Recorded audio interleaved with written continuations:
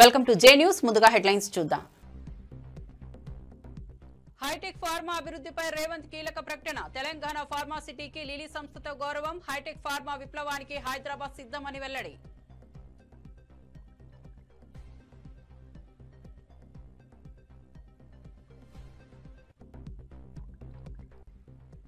Party మారిన ఎమ్మెల్యేలపై చర్యలు తీసుకోండన్న BRS నేతలు. గాంధీ విగ్రహం వద్ద బీఆర్ఎస్ ఎమ్మెల్యేల ధర్నా. అనర్హులపై స్పీకర్ స్పందించాలన్న బీఆర్ఎస్ నేతలు.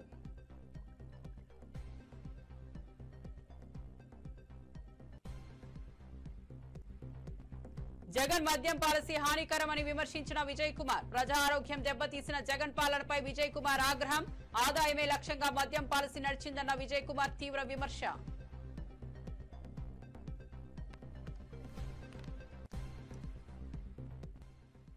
తిరుమల శ్రీవారిని దర్శించుకున్న హీరో సూర్య జ్యోతిక పార్థసారథి దంపతులు. సూర్య జ్యోతికలను చూసేందుకు భారీగా చేరుకున్న భక్తులు. కుటుంబ సమేతంగా వచ్చిన మంత్రికి ఆలయ అధికారులు ఘన స్వాగతం.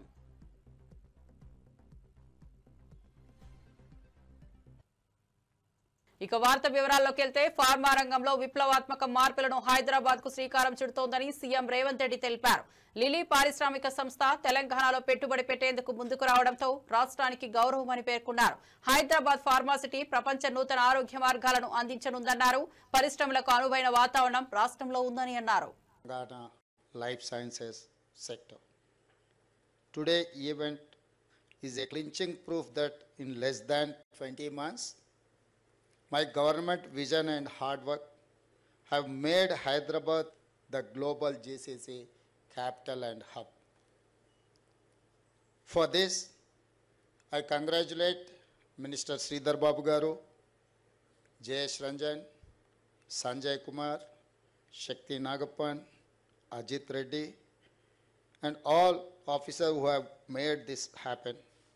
This is an important step towards achieving the Telangana Rising 2047 vision. Our plan is, we wanted to reach within 10 years $1 trillion economy. 2047, we wanted to reach $3 trillion economy. Government of India is focusing on 2047 for $30 trillion economy. I wanted to contribute from my state 10% of the Indian economy with your support.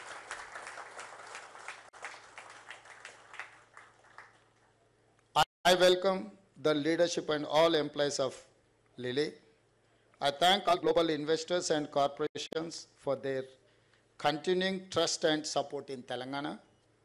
We are opening the new center of Lilly that will manage, lead and accelerate its global operations.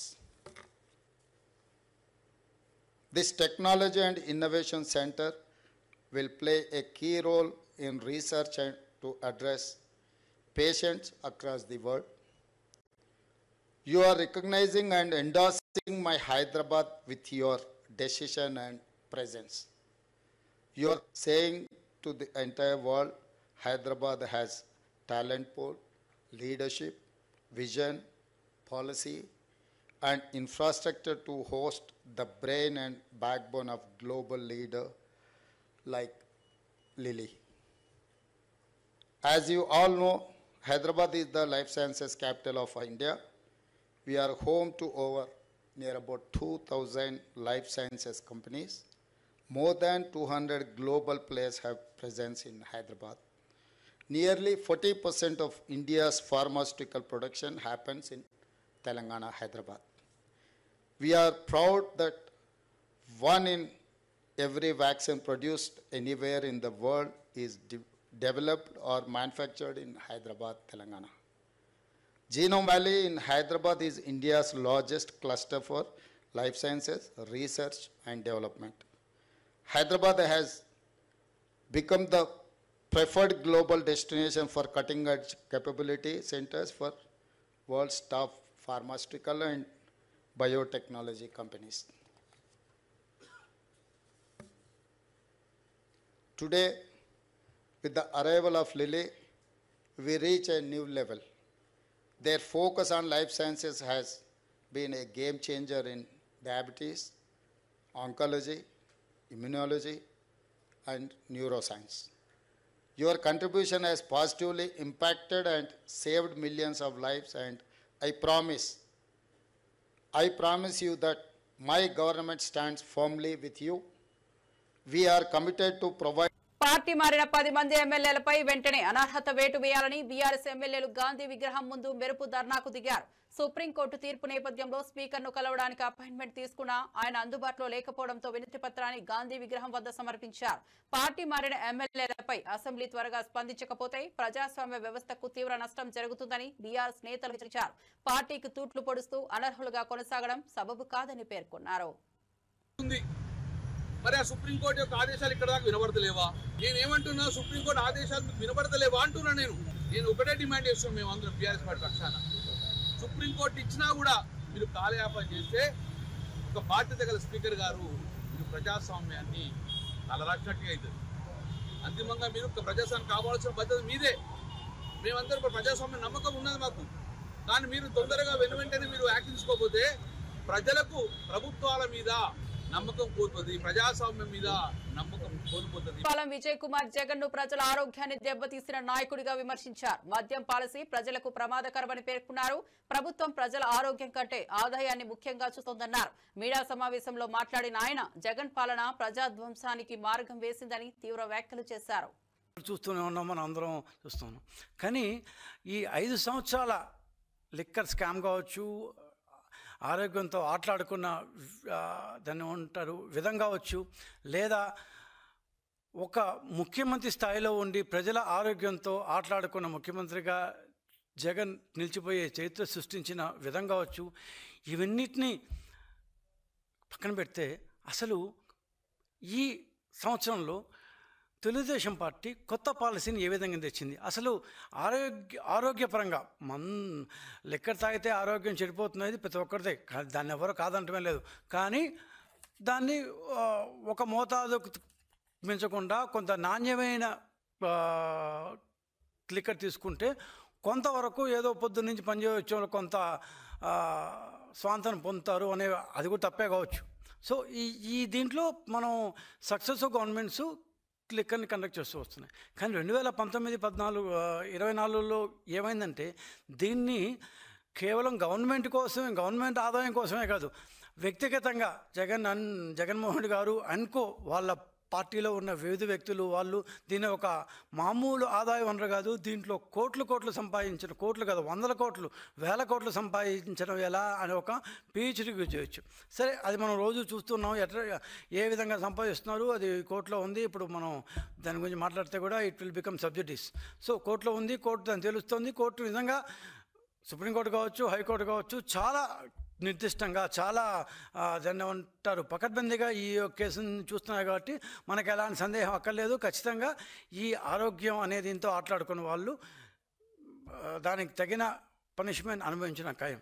ఆ విషయం పక్కన పెడితే మనం సంవత్సరంగా TDP government ఇచ్చింది కదా, మీరేం చేశారు అన్న ప్రశ్నకు ఆన్సర్ చెప్పాల్సిన బాధ్యత మా మీద ఉంది. ఎందుకంటే 5 సంవత్సరాల పాటు కొన్ని వేల మంది చనిపోయిన దాన్ని ఏమంటారు నేపథ్యంలో, కొన్ని వేల మంది ఆరోగ్యాన్ని చెడగొట్టుకున్న నేపథ్యంలో ప్రఖ్యాత ల్యాబ్స్, దాని పరిశోధనా సంస్థలు వీళ్ళు తెచ్చిన మందు బాటిల్లో ఏమంటారు వాళ్ళ యొక్క బ్రాండ్లో ఏవేవి హానికరమైన మందులు ఉన్నాయి అని చెప్పిన నేపథ్యంలో మేము వచ్చిన తర్వాత కొత్త పాలసీ ఏంటి, అసలు వాళ్ళు ఏం చేశారు ఆరోగ్యపరంగా, దాని హానికరం, మనం ఏ విధంగా దాన్ని మార్చడానికి ప్రయత్నించాము, ఏ విధంగా హానికరం కాని మందు ఏ విధంగా ఇప్పుడు లభ్యమవుతుంది, ఆరోగ్యాలు కనీసం కొంతన్నా కుదుటపడ్డాయి అని చెప్పుకోగల స్టేజ్కి వచ్చాము మనం అని.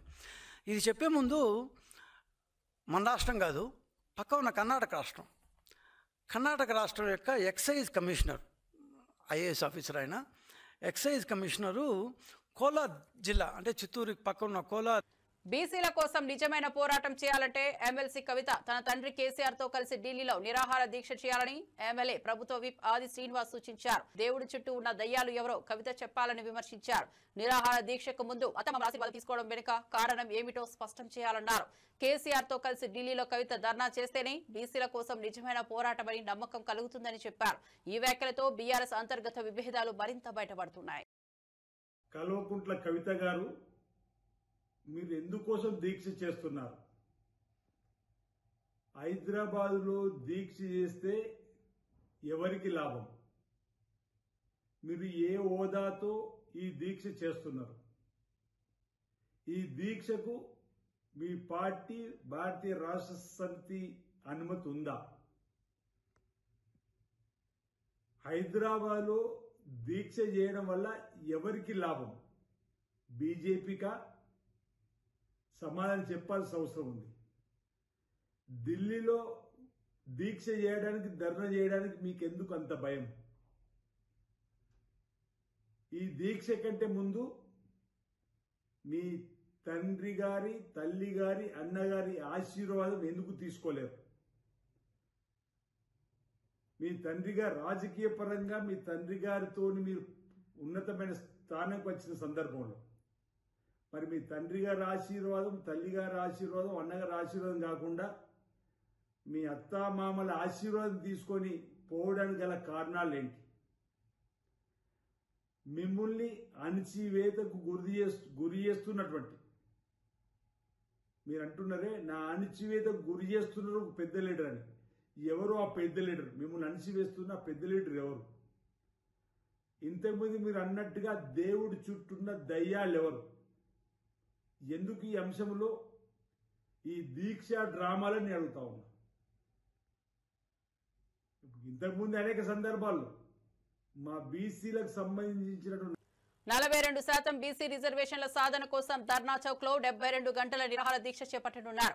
బీసీ నేతలు, సంఘాల ప్రతినిధులు ఈ దీక్షలో పాల్గొంటున్నారు. సామాజిక న్యాయం, రాజకీయ ప్రాతినిధ్యం కోసం బీసీలకు న్యాయం కావాలని కోరుతూ ఈ దీక్ష చేపడుతున్నారు. కేంద్ర ప్రభుత్వ నిర్లక్ష్యాన్ని ప్రశ్నించేందుకు ఈ దీక్షను చేపడుతున్నామని నిర్వాహకులు తెలిపారు. రాష్ట్ర వ్యాప్తంగా బీసీ సంఘాలు దీక్షకు మద్దతు ప్రకటించాయి. అటువంటి చారిత్రక పోరాటంలో భాగస్వామ్యం పంచుకోవడానికి అనేక మంది వచ్చిండ్రు. వారందరికీ కూడా పేరు పేరున హృదయపూర్వకంగా ఉద్యమాభివందనాలు తెలియజేస్తా ఉన్నాను. ఇవాళ ఇందిరా పార్క్ దగ్గర ఇంతమందిని చేరి నిరసన తెలపాల్సినటువంటి అవసరం ఏమొచ్చిందో ఒకసారి ఆలోచించుకోవాలి. ఇంతమంది ఇక్కడికి వచ్చి మన పనులను పక్కకు పెట్టి, మన కుటుంబాలను పక్కకు పెట్టి, మన అన్ని అత్యవసరమైనటువంటి పనులన్నీ పక్కకు పెట్టి ఎందుకోసం ఇందిరా పార్క్ వచ్చినామో ఒకసారి ఆలోచన చేసుకోవాలి. ఇవాళ ఇక్కడ ఉన్నటువంటి ప్రతి ఒక్కరికి కుటుంబాలు, పిల్లలు, బాధ్యతలు అన్నీ ఉన్నాయి. అది జాగృతి కార్యకర్తలు కావచ్చు, యూపీఎఫ్ నాయకులు కావచ్చు, తరలి వచ్చినటువంటి విద్యార్థులు కావచ్చు, అందరికీ కూడా పర్సనల్ బాధ్యతలు ఉన్నాయి. అయినా ఇక్కడికి ఎందుకు వచ్చినాం? ఏం పట్టుదలత కోసం వచ్చినాం? ఏం పంతంతో వచ్చినాం? ఎందుకు పిడికిలు బిగించి ఇంతమంది ముందుకు వచ్చినాం అన్న విషయం చాలా సీరియస్ గా ఆలోచన చేసుకోవాలి. ఇవాళ తెలంగాణ రాష్ట్రం వచ్చిన తర్వాత సబ్బండ వర్ణాలు, సబ్బండ వర్గాలు అందరం కూడా సంతోషంగా బాగుండాలనే తెలంగాణ తెచ్చుకున్నటువంటి తెలంగాణలో అనేక మంచి పనులు చేసుకున్నాం. ఇంకా చేసుకోవాల్సిన పనులు కూడా ఎన్నో ఉన్నాయి.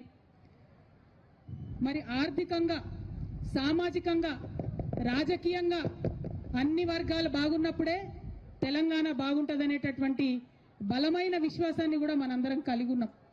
ఇక్కడ ఉన్న వాళ్ళు ఎవరు కూడా మామూలు మనుషులు కాదు.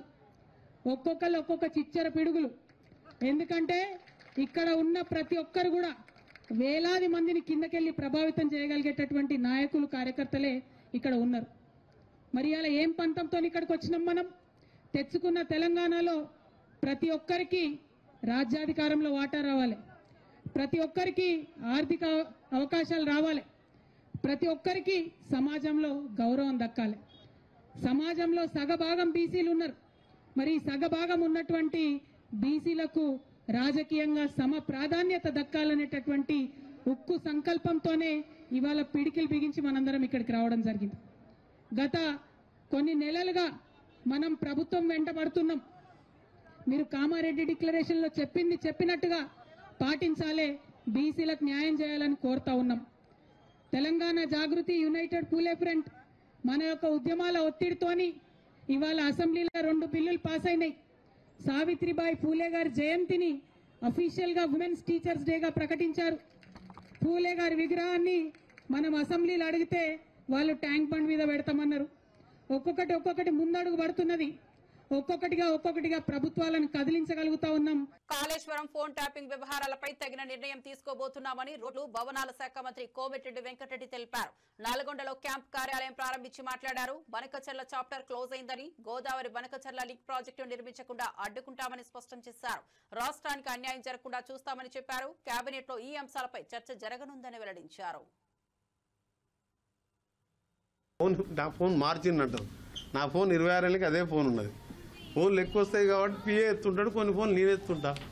ఎవరు కాంగ్రెస్ పార్టీలో ఇది ఇండివిజువల్, ఇది ఓనర్షిప్ పార్టీ కాదు, జాతీయ పార్టీ. ట్యాపింగ్ గీపింగ్ ఉండదు ఇక్కడ. బనకచెర్ల కట్టనీయం, పోతిరెడ్డిపాడు, దాని మీద కూడా పోరాటం చేస్తాం. మా తెలంగాణ తెచ్చుకున్నదే మా నీళ్లు నిధులు నియమాలు. ఎవరితో భయపడేలేదు, ఎవరికైనా పోరాటం చేస్తాం. ఎందుకు ఇప్పుడు కేంద్రం ఎందుకు వెనుకడుగేసింది? మా భయంతోనే బనకచెర్ల మొత్తం రద్దు చేసింది. నిన్న అనిల్ కుమార్ యాదవ్ ప్రశ్నకు రాజ్యసభలో క్లియర్ కట్ ఆన్సర్ వచ్చింది. ఆ కారులో ఉన్నది ఇప్పుడే తెప్పించిస్తా. బనకచెర్ల రద్దు లేదు, అసలు ప్రతిపాదనే లేదు, మేము ఒప్పుకోమని చెప్పి కేంద్ర జలశక్తి మంత్రి రిప్లై ఇచ్చింది మా రాజ్యసభ ఎంపీ అనిల్ కుమార్ యాదవ్ గారు. సో దాని చాప్టర్ క్లోజ్. తెలంగాణ రాష్ట్రం పెట్టుబడులకు, పరిశ్రమల స్థాపనకు అనుకూలమైన వాతావరణం కలిగిన రాష్ట్రమని ఐటీ శాఖ మంత్రి శ్రీధర్ బాబు తెలిపారు. పారిశ్రామికవేత్తలకు పూర్తి స్థాయిలో సహకారం అందించేందుకు ప్రభుత్వం సిద్ధంగా ఉందన్నారు. పెట్టుబడులకు కావలసిన మౌలిక వసతులు, అనుకూల విధానాలు రాష్ట్రానికి ప్రత్యేక గుర్తింపునిస్తున్నాయని చెప్పారు. Like Lilly, shape not just products, but with a purpose for ultimate care. And we have all the global giants present over here. This is also a point where I mentioned to Mr. Rao then 1.5 years back. We have every global company over here now joining this companies is LA Lilly, and we welcome you again for this, where you will bring more value to our ecosystem. And in terms of medtech, we are literally seeing about what we would like to see, that a 360-degree medtech engine has to be driven. And it should be our Hyderabad and our Telangana should be a launch pad for the global value. Now I would like to say that with the Honorable Chief Minister's vision, and many a time we have put to criticism too, but we went on doing things in our own way, trying to create confidence in our investors, in our partners, and we made it possible.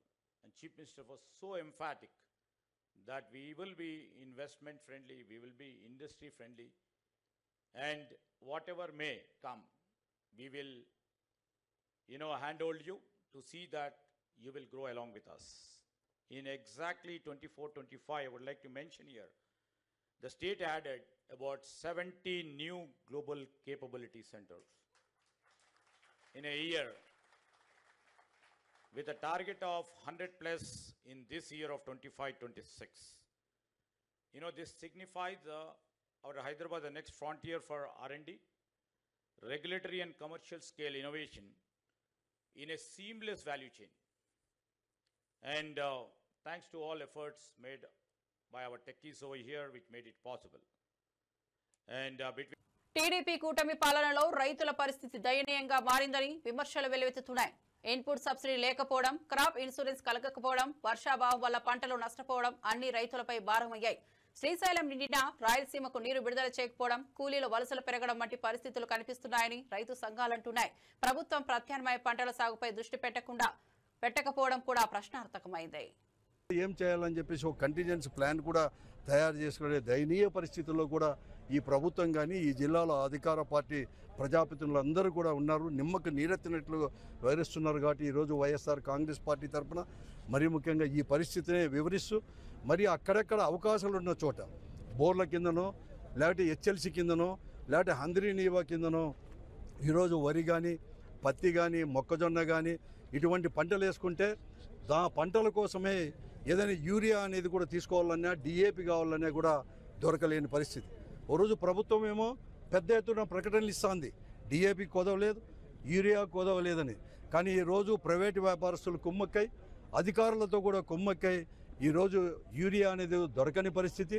ఒక్కొక్క urea metre 265 అనేది కూడా ఈరోజు praise అనేది ఉంటే 50 రూపాయల నుంచి 150 రూపాయలకు అదనంగా కూడా, అంటే 350 నుంచి 370-80 రూపాయల వరకు కూడా అదనంగా వసూలు చేసుకొని కూడా ఇస్తున్నారు.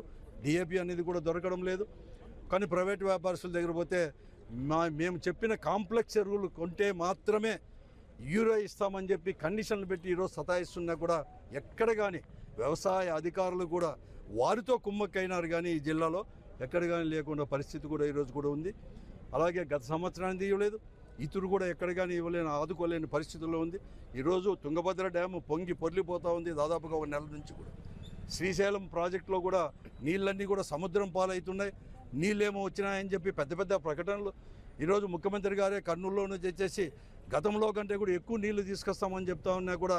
పాలమూరు రంగారెడ్డి ప్రాజెక్టు 90% పూర్తయినప్పటికీ మిగిలిన పనులు జరగకపోవడం కాంగ్రెస్ సర్కార్ కక్ష సాధింపే నిదర్శనమని మాజీ మంత్రి ఆరోపించారు. ప్రజలకు నీటి కల్పన, సాగు అవసరాల కోసం ప్రాజెక్టు పూర్తి చేయాల్సిన అవసరం ఉందన్నారు. ప్రాజెక్టును ప్రాధాన్యతతో తీసుకోవడం రాజకీయ ఉద్దేశమని విమర్శించారు. మునిగిపోతే పంపౌజు మునిగిపోతే కనీసం ఇరిగేషన్ మంత్రి గారు పక్కకెచ్చిపోయింది కానీ దిగి చూద్దామని కూడా చూడలేదు. అది చిత్తశుద్ధి అనేది. సంబంధించిన శాఖ మంత్రి కనీసం దాన్ని పట్టించుకోలేదు. ఎస్ఎల్బిసిలో ఇప్పటికి కూడా శవాలు బయటకు తీయలేకపోయారు. ఏ అనుమతితో మళ్ళీ మీరు ప్రారంభించారు? ఏ కమిషన్ల గురించి ఆ పనులు స్టార్ట్ అయినాయి? బయట చెప్పుకుంటే సిగ్గు అవుతుంది. కనీసం చనిపోయిన శవాలు ఇంతవరకు ఇన్ని రోజులు తీయలేకపోయారంటే ఎంత అసమర్థత అది. ఒక రివ్యూ అనేది చేస్తుందా? కొడంగల్కు మళ్ళీ సపరేట్ మన ఏది ఎక్కడ కాలువ లేకుండా డైరెక్ట్గా నీళ్ళు తీసుకెళ్తున్నారు. మరి అదేమైనా పనులు స్టార్ట్ అయినాయా? పోనీ ఎక్కడన్నా అది కూడా మా జిల్లాలో అయింది అనుకున్నాం. కనీసం ఆ 2 నియోజకవర్గాలకు నీళ్ళు వచ్చినా సరే ఏదో వచ్చింది అనుకుంటాం. ఏమైనా స్టార్ట్ అయినాయా పనులు? మేము తెచ్చిన డబ్బులతో లెక్కకు లెక్క ఉంది. ఏం చేస్తామండి ఇది? జిల్లాలో ప్రతి జిల్లాకు ఒక మెడికల్ కాలేజ్ కట్టించుకున్నాం. మేము ప్రతి హాస్పిటల్ డెవలప్ చేసినాం. ఈరోజు మీరు ఏం చేయలేదంటే 12.5 లక్షలకు నీళ్ళు ఇచ్చేటువంటి పాలమూరు లిఫ్ట్ ఇరిగేషను కేవలం 10-11% చేస్తే కంప్లీట్ అయ్యేది. మీరు కంప్లీట్ చేయకుండా ఏం చేయలేదంటే ఎవరు నమ్ముతారు? ఈ జూరాల కాలువలు ఎవరు తోయిండ్రు? ఇవాళ 188 చెక్ డ్యామ్లు కట్టినాం మేము. 188 చెక్ డ్యామ్ల కింద ఎన్ని వేల ఎకరాలకు పంటలు పడుతున్నాయి, ఎన్ని గ్రామాలు బాగుపడ్డాయో ఒకసారి చూడండి. మీరెన్ని చెక్ డ్యామ్లు కట్టిర్రు ఈ ప్రభుత్వం వచ్చిన తర్వాత? లక్షల ఎకరాల పంటలు మేము పండిస్తే మీరు ఏం మాట్లాడలేదు. ఇప్పుడు ముఖ్యమంత్రి గారు గతంలో ఈ జలయజ్ఞం కాదు ధనయజ్ఞం అన్నాడు. ఏ హయాంలో? కాంగ్రెస్ ప్రభుత్వ హయాంలోనే. మరి మీరే జలయజ్ఞాన్ని ధనయజ్ఞంగా మార్చుకున్నాడు. ఇవాళ మేము కట్టిన ప్రాజెక్టులనేమో మీకేం కనపడతలేవు. ఇవాళ ఈ ప్రభుత్వం ఖర్చు కట్టి అభివృద్ధి కాదు మనం చేయాల్సింది, కేవలం బదనాం చేయాలంటే ఆలోచనతోనే ముందుకు పోతా ఉంది. కేసీఆర్ గారిని బదనాం చేసుకుంటేనే అధికారంలోకి వచ్చారు. అబద్ధపు హామీలతోనే అధికారంలోకి వచ్చిండ్రు. ఇప్పుడు ఇచ్చిన హామీలు నెరవేర్చకుండా కేవలం కేసీఆర్ బదనాం చేసే కుట్ర భాగమే ఈరోజు కాళేశ్వరం కమిషన్ అనేది నివేదికనే ఇవ్వలేదు. కమిషన్ నివేదిక ఇవ్వకముందే లీకులు వస్తూ ఉన్నాయి. కేసీఆర్ మీద కేసు అవుతుంది, కేసీఆర్ గారి మీద ఇదవుతుంది అని. ఒకవేళ నిజంగా మీకు చిత్తశుద్ధి ఉంటే కమిషన్ రిపోర్ట్ వచ్చిన తర్వాత చూసి కదా మీరు చెప్పాల్సింది. అంటే మీకు ముందే రిపోర్ట్ తెలుసు అన్నట్లు. అంటే మీ టార్గెట్ అనేది ఒక బదనాం చేయాలా, కమిషన్తో బదనాం చేయించాలా. కాళేశ్వరం ప్రాజెక్టుపై మొదటి నుంచే తాము చెబుతున్నదే నిజమైందని టీపీసీసీ చీఫ్ విజయ్ కుమార్ గౌడ్ అన్నారు. తుమ్మటిహట్టిలో నిర్మాణం చేసి ఉంటే గ్రావిటీ ద్వారా నీళ్లు వచ్చేవని గుర్తు చేశారు. కేసీఆర్ ప్రాజెక్టును ఒంటరిగా నిర్మించామని, దీనివల్లే వైఫల్యానికి దారితీసిందని పేర్కొన్నారు. చంద్రఘోష్ కమిషన్ నివేదికలోనూ అదే వివరించిందని తెలిపారు. ప్రజాధనం వృధా చేసిన కేసీఆర్ను ప్రజలు ఎదురు చూడాలని పిలుపునిచ్చారు. చాలా సందర్భాలు చెప్తా ఉన్నాం. కాళేశ్వరం మీద ప్రజలకి మాకు తీవ్రమైన అనుమానాలు ఉన్నాయి. విపరీతమైన అవినీతి జరిగిందనేటువంటి ఆరోపణలు వచ్చిన దరిమిల మేము కూడా చాలా సందర్భాలు చెప్పాం. కాళేశ్వరం ప్రాజెక్టు కట్టాల్సిన చోట కట్టకుండా తుమ్మిడి హట్టి దగ్గర ప్రాజెక్ట్ కట్టిండుంటే గ్రావిటీ ద్వారా చాలా వరకు మన నీరు వచ్చింది. అక్కడ కట్టకుండా చాలా లోతైన ప్రాంతాన్ని తీసుకెళ్ళి కట్టడం వల్ల 10 సార్లు ఎత్తిపోస్తే తప్ప వారు అనుకున్న విధంగా మల్లన్న సాగర్కి నీరు రాదు. ప్రపంచవ్యాప్తంగా కూడా సాగునీటి ప్రాజెక్టు, ఎత్తిపోతల ప్రాజెక్టు ఇక్కడ సక్సెస్ లేవు. అది తెలిసి ఉండి కూడా కేసీఆర్ గారు ముఖ్యమంత్రిగా అన్నీ తానే వ్యవహరించి, తానే కాంట్రాక్టరు, తానే ముఖ్యమంత్రి, తానే ఇంజనీరు, తానే మేస్త్రి, ఈ రకమైనటువంటి ఒంటెత్తు పోవడం వల్ల అధికారులు కూడా భయంతో ఎదురు చెప్పలేక వీరు చెప్పింది వినాల్సి రావడం వల్ల ప్రాజెక్టుకి దుర్గతి పట్టిందని మేము అనుకుంటా ఉన్నాం. ఘోష్ కమిషన్ కూడా దీంట్లో తప్పిదాలు జరిగాయి, అన్నీ కూడా కేసీఆర్ వల్లే అనేటువంటి మాట ఇవాళ పేపర్లో వచ్చింది. తమిళ స్టార్ హీరో సూర్య ఆయన భార్య జ్యోతిక తిరుమల శ్రీవారిని దర్శించుకున్నారు. కుటుంబ సమేతంగా వచ్చిన వారు ప్రత్యేక ప్రవేశ దర్శనం ద్వారా స్వామివారిని దర్శించుకున్నారు.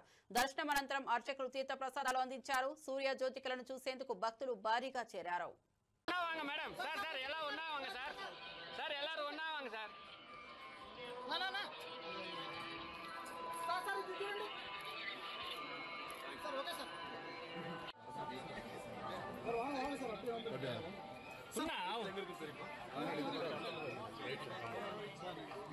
సార్ మేడం మేడం మున్నాలు వాంగ మేడం మేడం మేడం మున్నాలు వాంగ మేడం మేడం సార్ సార్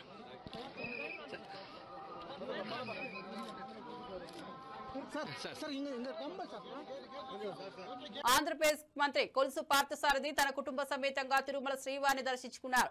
స్వామివారి ఆశీస్సులు పొందిన అనంతరం అర్చకులు తీర్థ ప్రసాదాలు అందించారు. కుటుంబ సమేతంగా వచ్చిన మంత్రికి ఆలయ అధికారులు ఘన స్వాగతం పలికారు.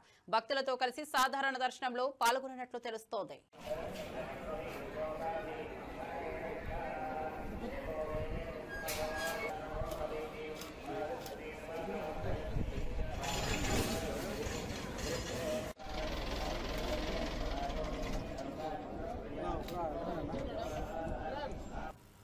మరిన్ని అప్డేట్స్ కోసం చూస్తూనే ఉండండి జే న్యూస్.